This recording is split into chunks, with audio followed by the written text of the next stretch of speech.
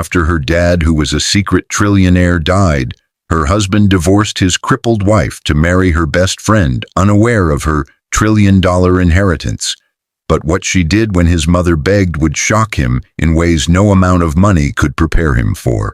The wheelchair-bound woman sat in the sterile conference room of Harrison and Associates, her trembling hands gripping legal documents that revealed her father's hidden empire, an empire built across 5 continents that nobody, not her husband of 7 years, not her childhood best friend, not even her late mother, had known existed. The divorce papers her husband had served her 3 days after her father's funeral were still crisp in her purse, the ink barely dry on documents that dissolved their marriage so he could wed the woman who had held her hand through chemotherapy, through surgeries, through every agonizing moment when the car accident had stolen her ability to walk. The attorney's words echoed in her consciousness as he explained the staggering sum. Not millions, not hundreds of millions, but a fortune so vast it could fund small nations, while somewhere across town her ex-husband was planning his engagement party, completely oblivious that the woman he'd abandoned for being a burden now controlled more wealth than he could fathom in 10 lifetimes. 6 months would pass before his mother would arrive at the marble steps of the mansion her daughter-in-law now owned, tears streaming down her weathered face as she clutched photos of grandchildren she'd never meet, begging for a mercy she had never shown. But would the crippled heiress extend forgiveness to the family that had discarded her like yesterday's newspaper, or would her response reveal a side of her that nobody had seen coming? The fluorescent lights of Roosevelt Memorial Hospital had hummed their cold symphony for 72 hours straight, but Olivia Matthews had stopped counting the minutes somewhere between her father's final labored breath and the moment the heart monitor flatlined into that terrible, endless tone. Her fingers, still strong despite the paralysis that claimed her legs, had gripped Richard Matthews' weathered hand until the warmth left it completely, until the nurses gently pried her away with practiced sympathy in their eyes. Her husband, Derek Collins, had stood by the door during those final moments, his phone screen illuminating his face in the dim room, his attention clearly divided between the dying man before him and whatever messages demanded his focus. Olivia had noticed but said nothing, her grief too raw and overwhelming to process the smaller betrayals happening in real time. The funeral 3 days later was a modest affair at Greenwood Cemetery, attended by perhaps 40 people who had known Richard Matthews as a quiet accountant who lived in a modest 2-bedroom house on Maple Street, drove a 15-year-old sedan, and never spoke about his past. The rain fell in sheets as the casket lowered into the earth, and Olivia sat in her wheelchair, beneath a black umbrella held by Jennifer Morrison, her best friend since elementary school, the woman who had brought her soup when she was sick and helped her relearn basic tasks after the accident 2 years ago that had changed everything. Derek stood apart from them, his expensive suit somehow looking wrong in the gray afternoon light, his eyes flickering to his watch with increasing frequency.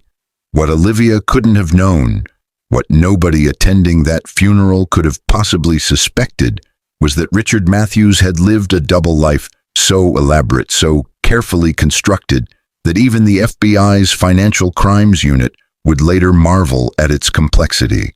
The modest accountant facade had been exactly that, a facade hiding a financial empire that spanned manufacturing plants in Southeast Asia, pharmaceutical patents worth billions, commercial real estate holdings in every major city across North America, and technology investments that had multiplied exponentially over 3 decades. The secret had died with him, but the wealth had not. That evening, as mourners dispersed and Olivia returned to the small apartment she shared with Derek, she found him packing a suitcase. The bedroom they'd shared for 7 years suddenly felt like foreign territory as she wheeled herself through the doorway, her heart beginning to race with an anxiety she couldn't quite name. "We need to talk," Derek said without looking at her, his voice carrying that careful flatness that people use when they've rehearsed difficult conversations in their minds until the words lose all genuine emotion. Olivia's hands gripped the wheels of her chair, her knuckles whitening as something ancient and instinctive whispered warnings her conscious mind wasn't ready to hear. "I've been thinking about this for months," Derek continued, folding a shirt with mechanical precision, still refusing to meet her eyes. "This isn't working anymore. I'm 34 years old, Olivia. I can't spend the rest of my life as a caretaker. I need a partner, not a patient." The words landed like physical blows, each syllable a small violence. "I've filed for divorce," he said, finally turning to face her, his expression carved from stone. "The papers are on the kitchen table. I've already signed them. I'm moving out tonight." Olivia's voice, when it came, sounded small and distant even to her own ears. "There's someone else?" It wasn't a question, but Derek answered anyway. And the truth was somehow worse than any scenario her imagination had constructed during sleepless nights when she'd sensed his growing distance. "Jennifer and I have been seeing each other for 6 months, he said, and the casualness with which he destroyed 2 relationships simultaneously would have been impressive if it weren't so devastating. "She understands what I need. She can give me the life I want, the active life, the normal life. We're getting married next month." Jennifer. Her Jennifer. The woman who had braided her hair in 3rd grade, who had been her maid of honor, who had cried with her in the hospital after the accident, promising that nothing would change, that they'd face everything together. That Jennifer. Olivia sat frozen in her wheelchair as Derek finished packing, as he walked out of their apartment carrying 2 suitcases and 7 years of shared history, as the door clicked shut with a finality that echoed in the sudden silence. She didn't cry, not yet. The tears would come later, in the dark hours before dawn, when the full weight of her isolation crashed over her like a tidal wave. But in that moment she simply sat in the lengthening shadows, wondering how she had failed to see the betrayal blooming right in front of her. The envelope from Harrison and Associates arrived 4 days later, delivered by courier to the apartment that now felt too large and too empty, despite being exactly the same size it had always been. Olivia almost didn't open it, assuming it was another legal document related to her father's modest estate, another administrative detail to be handled in the aftermath of death. But something about the weight of the envelope, the quality of the paper, suggested this was different. Inside, a simple letter requested her presence at their downtown offices for a matter of significant importance regarding the estate of Richard James Matthews. The appointment was scheduled for 2 days later at 10 a.m., and a phone number was provided should she need to reschedule. Olivia called a medical transport service to take her to the address, a gleaming high-rise in the financial district that seemed at odds with her father's humble lifestyle. But she went anyway, curious despite herself. The law offices of Harrison and Associates occupied the entire 32nd floor, all marble surfaces and floor-to-ceiling windows, offering panoramic views of the city skyline. A receptionist with a kind smile escorted Olivia to a conference room where 3 attorneys waited, along with a man who introduced himself as Charles Wu, executor of her father's estate. "Ms. Matthews," Charles began, his voice gentle but professional. "What I'm about to tell you will likely come as a shock, but I want to assure you that everything has been verified, notarized, and is completely legal and legitimate." He slid a folder across the polished table toward her, but the papers inside might as well have been written in a foreign language for all the sense they initially made. Numbers. So many numbers, commas and zeros stretching across pages in configurations that Olivia's brain struggled to process. "Your father," Charles continued, "was not an accountant in the traditional sense you understood. He was, in fact, one of the most successful private investors and entrepreneurs of his generation, operating under various corporate structures and shell companies to maintain his privacy. His net worth at the time of his death was approximately $1.2 trillion. The room tilted slightly, or perhaps that was just Olivia's perception of reality fundamentally shifting. "Trillion," she whispered, testing the word on her tongue. "That's not... People don't have $1 trillion. "Very few do," Charles agreed. "Your father was exceptionally private about his wealth, according to the letters he left for you, and yes, there are several. He wanted to live a normal life, to raise you without the complications that extreme wealth brings. He wanted you to develop your own character, your own values, without the corrupting influence of knowing you'd never have to work, never have to struggle, never have to learn empathy through genuine hardship." One of the attorneys opened another folder, revealing photographs. Her father shaking hands with world leaders, cutting ribbons at factory openings, sitting at boardroom tables surrounded by executives in cities Olivia had only seen in movies. A stranger's life. A stranger who had made her peanut butter sandwiches and helped with homework and taught her to ride a bike. "The entirety of his estate passes to you," Charles continued. "There are no other beneficiaries. You are now effectively one of the wealthiest individuals in the world. The transition of assets will take some time to complete, but I can arrange for immediate liquidity of several $100 million if you require funds while the larger estate settles." Olivia's mind went immediately to Derek, to the divorce papers she'd signed in numb shock 3 days ago, papers that were being processed by the court even now, but which hadn't yet been finalized. She thought of Jennifer, probably selecting wedding invitations at this very moment, imagining a future built on the rubble of destroyed trust. Neither of them knew. Neither of them had any idea. "How long," Olivia asked, her voice steadier than she felt, "before the divorce is final?" Charles consulted his notes. "Based on the filing date and the standard processing time in this jurisdiction, approximately 3 weeks. "And they can't contest it? Can't claim any portion of this inheritance?" "Your father's wealth was entirely separate from any marital assets," one of the attorneys interjected. "Your husband has no legal claim to this inheritance whatsoever, particularly given the timing. The divorce was initiated before you had knowledge of the estate's value, which protects you from any claims of concealment. Additionally, your father's will includes specific language protecting his assets from any claims by spouses or former spouses of his heirs." Richard Matthews, it seemed, had thought of everything, had built protections around his daughter even from beyond the grave, though he couldn't have known specifically that she would need them.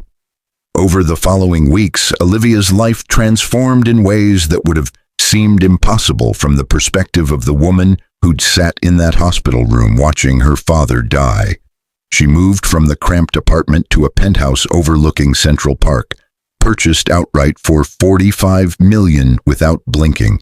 She hired a team of physical therapists who worked with her 6 hours a day, exploring every possible avenue for improving her mobility and independence.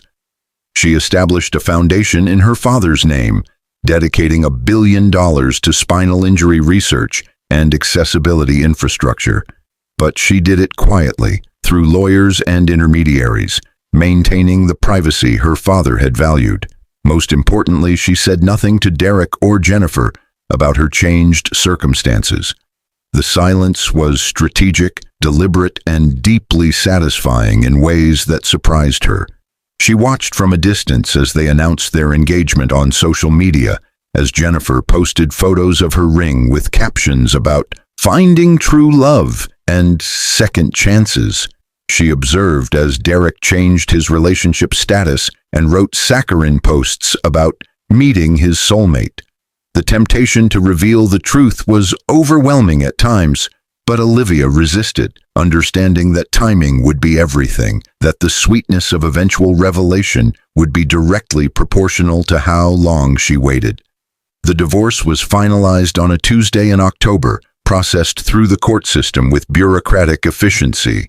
Derek received nothing because there was nothing to receive. or so he believed. The modest apartment was sold, the furniture divided, the bank account that had held perhaps $8,000 split down the middle. He signed the papers without hesitation, clearly eager to close this chapter of his life and begin the new one with Jennifer. Olivia received her copy of the final decree while sitting in her penthouse, a glass of wine in her hand, the city lights twinkling below like earthbound stars. She should have felt sad, she supposed, but instead felt only a strange sense of liberation, of a weight lifting that she hadn't fully recognized she was carrying. Derek and Jennifer married 3 weeks later in a small ceremony at a boutique venue in the wine country, the kind of tasteful affair that cost perhaps $30,000 and felt lavish to people who didn't understand what true wealth could buy. Olivia knew this because Jennifer's mother, who apparently felt no shame about her daughter's role in destroying a 7-year marriage, posted photos on Facebook with hashtags about love and destiny. The irony was almost too perfect. For 6 months, Olivia lived her new life in quiet contentment, building a routine that included her therapy sessions, her foundation work, and occasionally venturing out to art galleries and restaurants using the freedom that unlimited resources provided. She commissioned modifications to a luxury vehicle that made it fully accessible, hired a driver who treated her chair with the respect it deserved rather than the pity she'd grown accustomed to, and slowly began to rediscover who she was beyond the labels of invalid or victim or abandoned wife. She was having lunch at an upscale bistro in Tribeca on a mild April afternoon when she saw Derek for the first time since the divorce was finalized. He was with Jennifer, and even from across the restaurant, Olivia could see the tension in their body language, the way Jennifer's smile seemed forced, the way Derek's eyes kept darting to his phone with that same distracted energy she remembered from their marriage. They didn't notice her. Why would they? She was just another woman in a wheelchair, easily overlooked in the invisible way that disabled people often are, rendered functionally invisible by society's discomfort with physical difference. But Olivia noticed everything. The way Jennifer's designer handbag was a knockoff, the way Derek's suit was showing wear at the cuffs, the way they both looked somehow diminished, as though the life they'd built on betrayal had extracted a price they hadn't anticipated paying. She felt nothing, not anger, not satisfaction, not even pity, just a distant clinical observation of two people who had made choices and were living with the consequences. The knock on her penthouse door came on a Saturday morning in late April, unexpected and jarring in the quiet of her routine. Olivia checked the security camera feed, her heart rate accelerating when she recognized the woman standing in the hallway, clutching a worn purse and looking somehow smaller than Olivia remembered. Patricia Collins, Derek's mother. Olivia buzzed her up without speaking, curiosity overriding caution. Patricia had aged in the 6 months since Olivia had last seen her, new lines carved around her eyes and mouth, her hair grayer, her shoulders rounded with a weariness that went beyond physical fatigue. She stepped into the penthouse and stopped short, her eyes widening as she took in the soaring ceilings, the original artwork on the walls, the view that cost more per month than most people earned in a year. "Olivia," she began, her voice breaking slightly. I didn't know where else to go." They sat in the living room, Patricia perched nervously on the edge of a sofa that had cost more than her car, while Olivia positioned her wheelchair across from her, waiting with the patience that wealth and power had taught her. "Derek is in trouble," Patricia said finally, the words tumbling out in a rush. "He lost his job 3 months ago. He was fired for an incident with a coworker. Sexual harassment allegations. It's all over his industry. No one will hire him." Olivia's expression remained neutral, but internally she noted the information with clinical precision. "Jennifer left him 2 weeks ago," Patricia continued, tears beginning to track down her weathered cheeks. "She said she couldn't handle being married to a failure. She took half of everything they had, which wasn't much to begin with, and moved back in with her parents. The symmetry was almost poetic. "He's living with me now," Patricia said, her voice dropping to a whisper. "In my 2-bedroom apartment. He's depressed, barely eating. He talks about you sometimes, about how he made a mistake, how he threw away something real for something shiny and new." "And you're here because?" Olivia prompted, her tone carefully neutral. Patricia pulled photographs from her purse, spreading them on the coffee table between them. Pictures of Derek as a child, as a teenager, at his college graduation. Pictures of Olivia and Derek on their wedding day, both of them young and hopeful, and completely unprepared for what life would bring. "I'm here to beg," Patricia said simply, her dignity crumbling. "I know I have no right. I know that I stood by while my son abandoned you when you needed him most. I know that I said terrible things about you being a burden, that I encouraged him to leave, that I told him he deserved better than being tied to a wheelchair for the rest of his life." Each confession was a small knife, quick and sharp. "But he's my son," Patricia continued, the tears flowing freely now. "And he's broken, and I hoped that maybe you would be willing to help him, maybe give him a loan to get back on his feet, or use your connections to help him find work. I know you have money now, the penthouse, the car service, the way you look. Something changed after your father died." There it was. The ask, the presumption that because Olivia had been kind once, had been forgiving once, had loved Derek once, that she would be those things again. Olivia let the silence stretch, watching Patricia shift uncomfortably, watching hope and desperation war across her features. "You're right," Olivia said finally. "Something did change after my father died. I inherited his estate, all of it, every single dollar of his $1.2 trillion fortune." Patricia's face went blank, her brain visibly struggling to process the number. "Trillion," Olivia repeated, with a T. "I am one of the wealthiest people on earth, Patricia. I could buy Derek's entire industry without noticing the expense. I could make him successful beyond his wildest dreams with a single phone call. I could solve every problem he has and 1,000 more he hasn't even imagined yet." Hope bloomed in Patricia's eyes, bright and desperate and doomed. "But I won't," Olivia continued, her voice calm and implacable. "Not a single penny, not now, not ever." "But your son divorced me 3 days after my father's funeral," Olivia said, each word measured and deliberate. 3 days. While I was grieving the loss of the only family I had left, while I was trying to process my father's death, he was planning his exit strategy.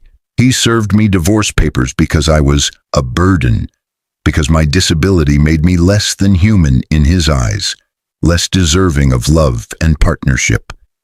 Patricia opened her mouth to speak, but Olivia raised a hand, silencing her. "Jennifer, my best friend since childhood, the woman I trusted with my deepest secrets and darkest fears, was sleeping with my husband for months before he left. They built their relationship on lies and betrayal, while pretending to care about me, while holding my hand and telling me everything would be okay. They made a mistake," Patricia tried. "They made a choice," Olivia corrected sharply. "They chose to value convenience and physical ability over loyalty and love. They chose to abandon me when I was most vulnerable, when I needed support more than I ever had in my life. Those weren't mistakes, Patricia. Those were deliberate, calculated decisions that revealed exactly who they are as people."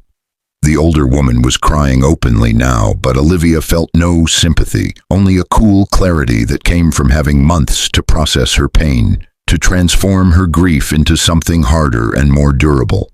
"And you," Olivia continued, her gaze sharp and unwavering, "you encouraged him every step of the way. You told him he deserved better than a crippled wife. You said I was dragging him down, limiting his potential, trapping him in a life of servitude. Don't think I didn't hear those conversations, Patricia. Don't think I don't remember every single word you said when you thought I couldn't hear." "I was wrong," Patricia whispered. "I was so wrong. I'm sorry." "I'm sure you are," Olivia said. "Sorry that your son's choices led to consequences. Sorry that Jennifer turned out to be exactly as shallow as she showed herself to be. Sorry that Derek is now experiencing a fraction of the isolation and rejection that I felt when he abandoned me. But you're not sorry for what you did. You're sorry that it didn't work out the way you planned." Olivia wheeled closer, her eyes locked on Patricia's tear-stained face. "Here's what's going to happen," she said quietly. "You're going to leave my home and never contact me again. You're going to tell Derek exactly what I said here today, every word. You're going to let him know that I'm aware of his circumstances, that I have the power to change them with a snap of my fingers, and that I'm choosing not to because he earned this outcome through his own actions." "Please, no," Olivia said firmly. "No please, no bargaining, no second chances. Derek taught me that when people become inconvenient, when they require more effort than they're worth, you cut them loose without looking back. I'm simply applying the lesson he taught me." But even as she spoke these words, even as she watched Patricia crumble under the weight of rejection, Olivia felt something shift inside her, some final piece of healing clicking into place. The anger she'd carried for months, the hurt that had burrowed deep into her bones, was finally beginning to release its grip. Not because Derek or Jennifer or Patricia deserved her forgiveness, but because she deserved her own peace. "However," Olivia said, and saw hope flicker again in Patricia's eyes, desperate and pathetic, "I'm not the person your son believed me to be. I'm not cruel despite having every reason to be. I'm not vindictive, though I have the resources to destroy his life as thoroughly as he tried to destroy mine."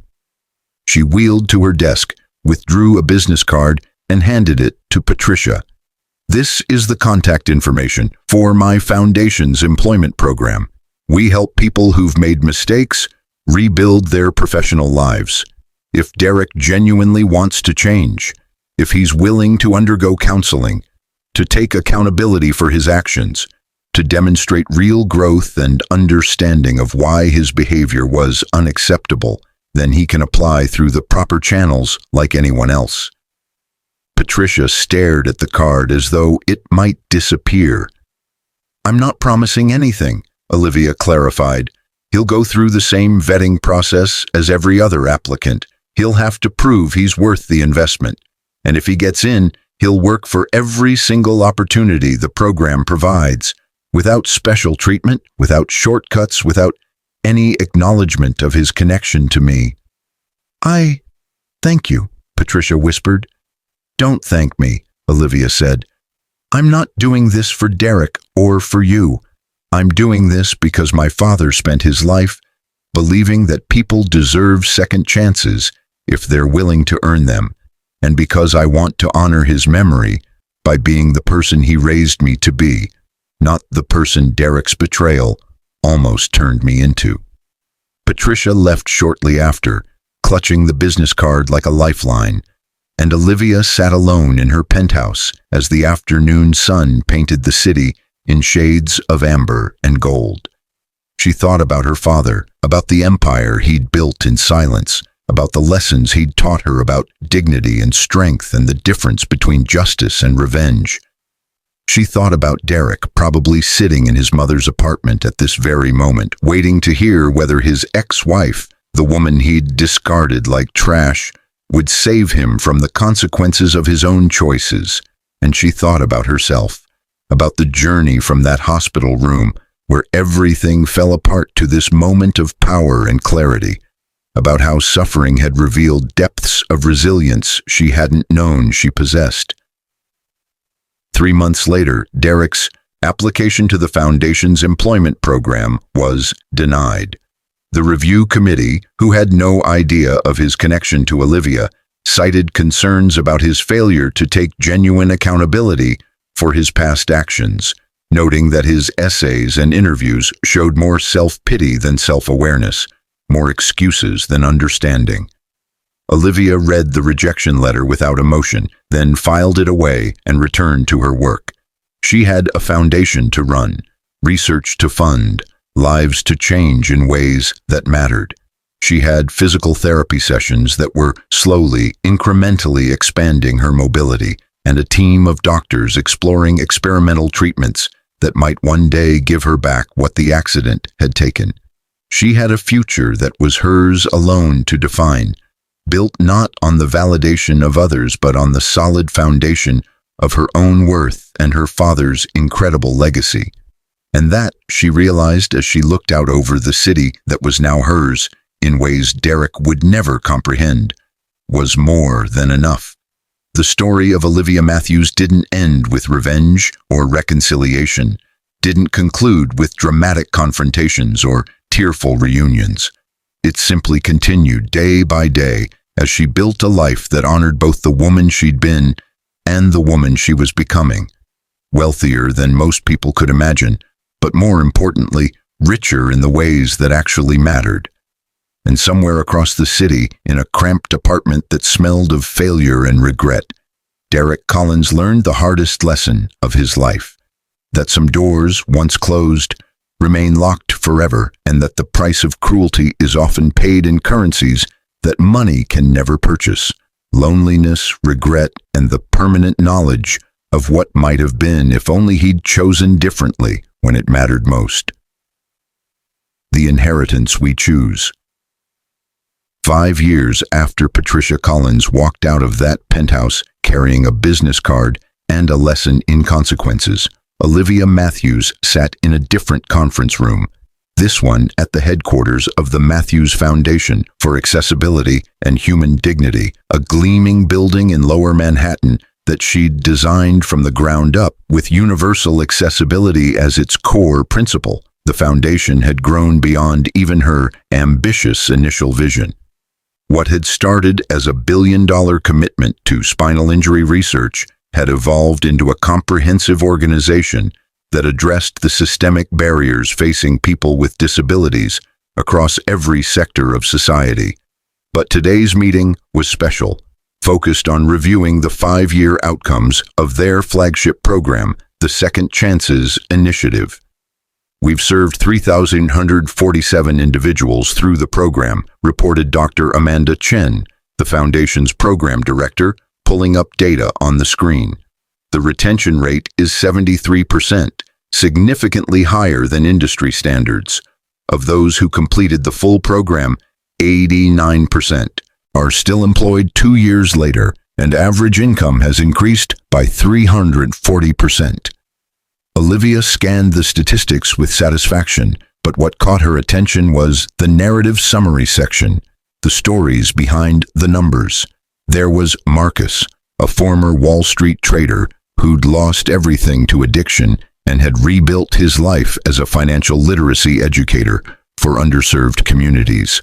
There was Sarah, a teacher who'd been fired for whistleblowing on administrative corruption and now ran anti-retaliation training for school districts nationwide.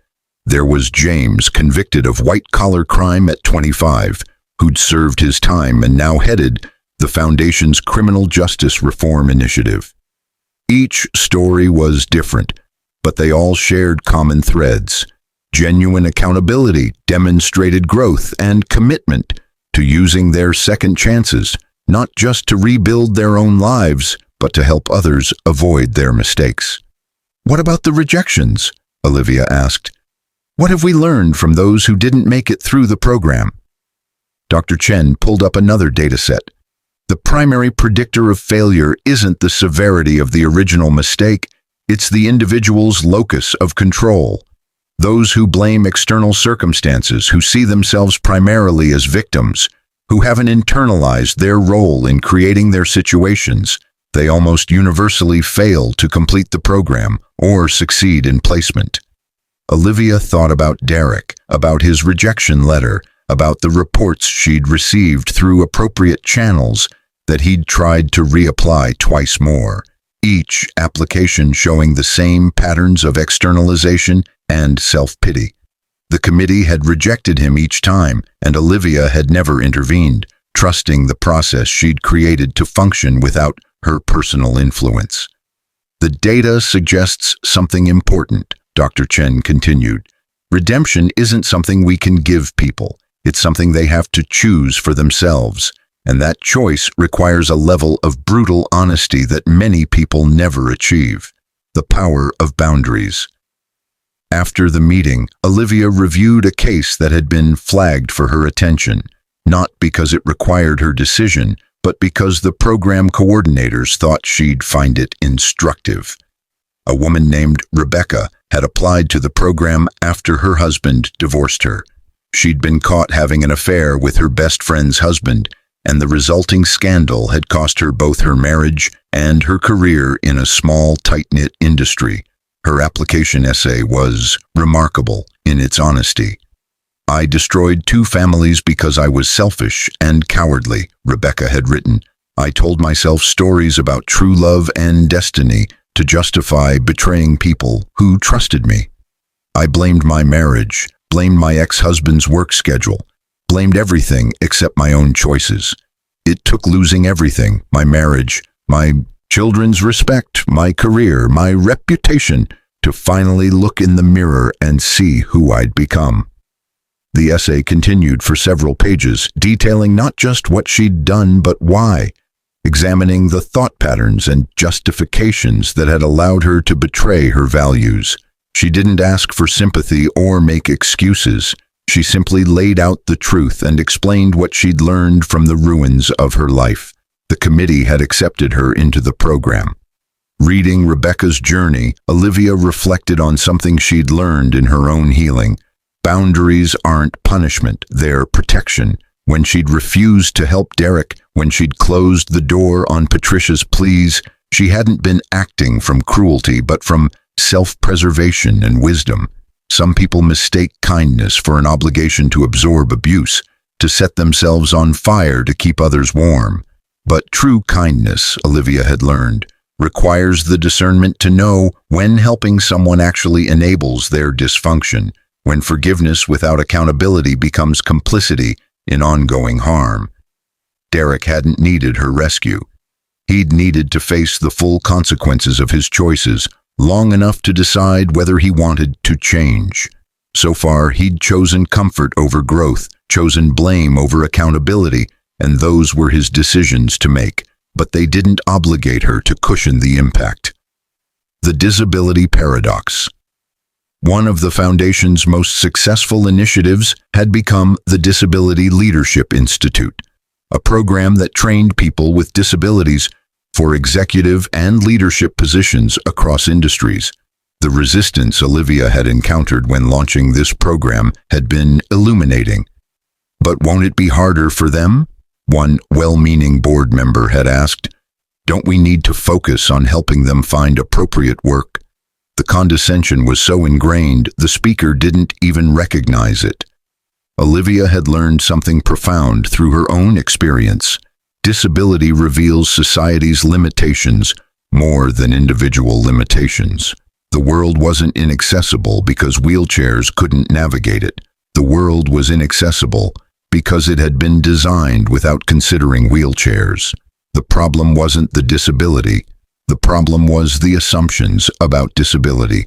She'd poured resources into changing those assumptions, funding adaptive technology research, creating architectural accessibility standards that went beyond legal minimums, and, most importantly, putting people with disabilities in positions of power and visibility where they could change the narrative themselves.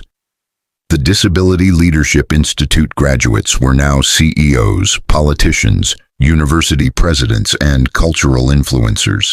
They were changing industries from the inside, proving that limitation was often a failure of imagination rather than capability. Olivia herself had become something of an icon, though she'd resisted that role initially. She appeared on magazine covers, gave keynote speeches, and used her platform deliberately to challenge assumptions. But she also made sure never to be defined solely by her disability or her wealth. She was a complex person with interests ranging from modern art to quantum physics, from urban planning to culinary innovation. The wealth question. The most common question Olivia received in interviews was some variation of, "What's it like to have unlimited resources?" Her answer had evolved over the years into something more nuanced than people expected.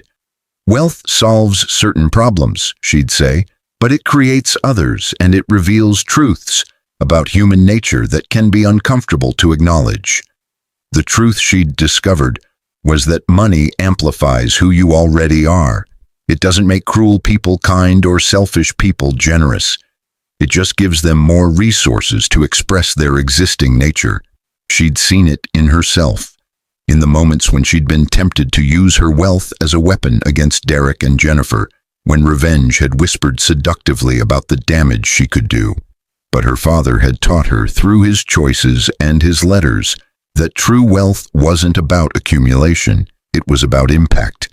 He'd lived modestly, not because he was cheap, but because he'd understood that money's value came from what it enabled you to build, create, and give, not from what it allowed you to consume. Olivia had created a personal spending rule. For every dollar she spent on herself, she committed $10 to the foundation's work. This kept her grounded, kept her connected to purpose, kept the wealth from becoming an isolating bubble that separated her from human connection and meaning. The Jennifer question. 3 years after everything fell apart, Jennifer Morrison had sent Olivia a letter, not through lawyers or intermediaries, but a handwritten note delivered by regular mail to the foundation's public address. The letter was 7 pages long, filled with apologies and explanations and pleas for forgiveness. Jennifer had enclosed photos of herself at what appeared to be an AA meeting, certificates from therapy programs, articles she'd written about betrayal and redemption.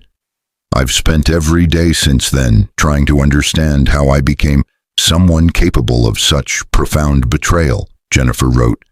I've been in therapy 4 times a week for 2 years. I've lost friends, family connections, professional opportunities. I've sat with the full weight of what I did to you, to Derek's first marriage, to the person I thought I was. The letter didn't ask for reconciliation, didn't request money or help. It simply offered accountability and apologized without expectation of absolution. Olivia had sat with that letter for weeks, reading and rereading it, trying to discern whether it represented genuine transformation or sophisticated manipulation. She'd ultimately decided something important. It didn't matter whether Jennifer had truly changed or not, whether her remorse was genuine or performed. Olivia's healing didn't depend on understanding Jennifer's journey. She could acknowledge the apology without offering forgiveness, could recognize someone's growth without inviting them back into her life. She'd sent a brief response. I appreciate your honesty and hope you continue your healing journey. I won't be part of that journey, but I wish you well from a distance. No reconciliation, no door left open, but no cruelty either.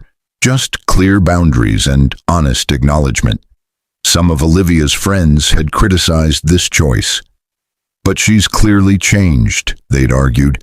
Doesn't she deserve another chance? This revealed another hard truth Olivia had learned.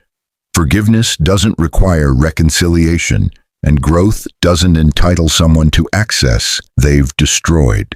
Jennifer might indeed have transformed into a better person. That was wonderful for her and for the people in her current life, but it didn't erase the past or obligate Olivia to provide a relationship that no longer served her well-being. Trust, once shattered at that level, couldn't be restored through apologies and time. Some breaks were permanent, and accepting that wasn't hardness, it was wisdom. The Derek aftermath. Through channels she wasn't proud of but also didn't regret, Olivia had kept loose tabs on Derek's trajectory, not obsessively, not vindictively, but with the clinical interest of someone studying the long-term consequences of choices. He'd eventually found work in a different industry, at a significantly lower level than where he'd been. He'd moved to a different city, apparently trying to escape his reputation. He'd entered therapy after his 3rd rejection from the foundation, finally beginning the accountability work that might eventually lead to genuine transformation. He'd also started a blog about his experience, The Man Who Threw Away Everything, where he documented his journey with increasing honesty. The early posts had been full of self-pity and externalization, but the recent ones showed glimpses of real understanding. "I've spent years blaming Olivia's disability for my unhappiness," one recent post read. "But the truth is I was unhappy with myself, and I used her condition as an excuse to avoid examining my own character. I told myself I was trapped, that I was sacrificing my happiness, that I deserved better. I never once asked whether she deserved better than a husband who saw her as a burden rather than a partner." Olivia had read that post 3 times, searching for the manipulation she'd become adept at detecting. But it seemed genuine, written with the kind of painful self-awareness that couldn't be faked indefinitely. It didn't change her boundaries, it didn't make her want to reach out, but it did give her something unexpected. Hope that people could change if they genuinely wanted to, even if that change came too late to repair what they'd broken. The lessons for everyone on the 5th anniversary of her father's death. Olivia gave a speech at a major conference on disability rights and social justice, but she didn't talk about accessibility standards or legal frameworks. Instead, she talked about the human lessons her journey had taught her, lessons that applied far beyond her specific circumstances. The first lesson, she told the audience of thousands, is that crisis reveals character, it doesn't create it. When my husband left me 3 days after my father died, he wasn't becoming someone new. He was revealing who he'd always been under the surface.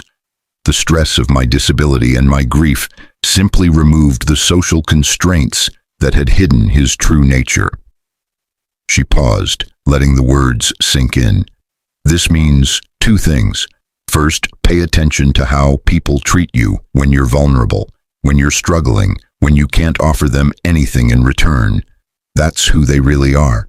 Second, understand that who you are in crisis is who you've been building yourself to be all along through small choices and daily habits. You don't suddenly become brave or kind or resilient in hard times. You reveal the bravery, kindness, and resilience you've been cultivating all along. The second lesson she shared was equally important.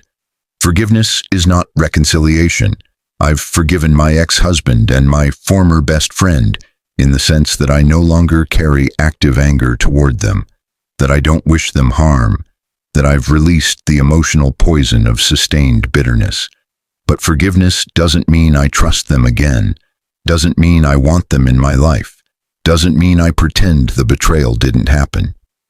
She explained further, our culture often conflates forgiveness with reconciliation, which creates enormous pressure on people who've been harmed to restore relationships with people who've hurt them.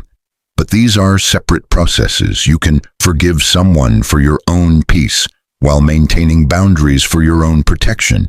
In fact, sometimes the most loving thing you can do for yourself and for them is to let them experience the full consequences of their actions without rescuing them from the lessons they need to learn. The third lesson was perhaps the most nuanced. Some people need to lose everything before they can find themselves.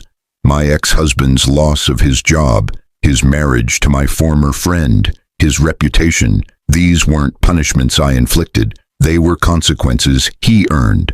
And uncomfortable as it is to acknowledge, those consequences may have been exactly what he needed to begin genuine self-examination. Olivia shared how Derek's journey, from what she'd observed at a distance, suggested that sometimes the kindest long-term action is to let people face the full weight of their choices rather than cushioning the impact and enabling continued dysfunction. This doesn't mean we shouldn't help people, she clarified. It means we need wisdom to discern the difference between help that empowers growth and help that enables stagnation, between compassion that promotes healing and compassion that prevents accountability. The money lesson. But perhaps the most important lesson Olivia shared was about wealth itself, because her story had fascinated people largely because of the dramatic financial reversal. Money, she told the audience, is a magnifier, not a transformer. It doesn't make you generous if you're selfish, doesn't make you wise if you're foolish, doesn't make you happy if you're discontent with who you are. What it does is remove constraints, which means you become more purely yourself, for better or worse. She explained how inheriting her father's fortune had revealed something important. Derek and Jennifer hadn't left her because she was poor. They'd left because she was disabled. The money she later inherited wouldn't have changed their decision because their betrayal was about character, not economics. If anything, Olivia said, suddenly having unlimited resources made their betrayal a gift in disguise because it showed me exactly who they were before I invested more years in relationships built on conditional acceptance. They left when I was vulnerable, proving they'd never loved me fully, and then I discovered I had the resources to build an entirely new life without them. The timing was devastatingly painful, but ultimately perfect. She shared her personal philosophy about wealth. Money's value is measured by what it enables you to create, not what it allows you to consume. My father built a $1 trillion fortune, but lived in a modest house and drove an old car because he understood this instinctively. He was rich in the ways that mattered, rich in purpose, rich in impact, rich in the knowledge that his wealth was a tool for positive change, not a scoreboard or a means of status. The disability wisdom. Finally, Olivia addressed the elephant in every room she entered, her wheelchair, her disability, the visible marker that had defined how people saw her, both before and after her wealth became known. Here's what I've learned about disability, she said, her voice carrying clearly through the conference hall. It's simultaneously the least important and most important thing about me. She explained the paradox. It's the least important because it doesn't define my intelligence, my character, my capacity to love and create and contribute. It's a fact about my body, not a fact about my worth or potential. People who reduce me to my disability, who see wheelchair instead of person, are revealing their own limitations, not mine. But it's also the most important thing about me because it's shaped my perspective in ways that inform everything I do. It's taught me about resilience, about systemic barriers, about the gap between how society says it values people and how it actually treats those who don't fit standard molds. It's given me empathy for anyone who's marginalized, overlooked, or underestimated. It's made me who I am. She paused, her next words carefully chosen. The accident that paralyzed me was a tragedy. The husband who abandoned me because of it was a revelation. The inheritance that came afterward was a responsibility. But the person I became through navigating all of it, that's a choice I made every single day. A choice to let hardship refine me rather than define me. The final word. Olivia concluded her speech with a challenge to the audience. Everyone faces betrayal, loss, and unexpected trials. Not everyone inherits a fortune, but everyone inherits something, whether it's trauma or wisdom, bitterness or resilience, cynicism or compassion. The real inheritance isn't what happens to you. It's who you choose to become because of it. My father left me money, yes, but more importantly, he left me an example of using resources, whatever resources you have, to create positive change. My ex-husband left me with trust issues and emotional scars, but also with clarity about my values and boundaries. My disability took away my ability to walk, but gave me insight into human nature and social systems that I might never have developed otherwise. She looked out over the sea of faces, some in wheelchairs like her, some standing, all of them carrying their own invisible struggles and triumphs. The question isn't whether hard things will happen to you. They will. The question is what inheritance you'll create from those experiences. Will you build walls or bridges? Will you hoard resources or invest them? Will you let your wounds fester or transform them into wisdom you can share? My ex-husband made his choice when he walked out. I made mine when I decided not to let his departure define my worth. Both of us are living with the inheritance we created through those choices.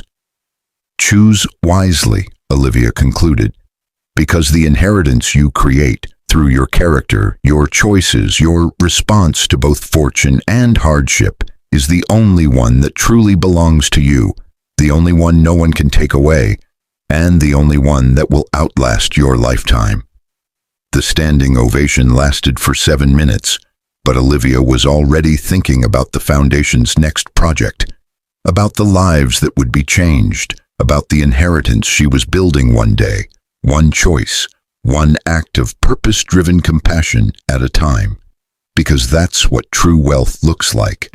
Not a number in a bank account, but a life lived with intention, integrity, and impact that ripples far beyond any individual story. And that lesson, perhaps the most valuable inheritance her father had left her, was one she was determined to pass forward to everyone her life and work could touch.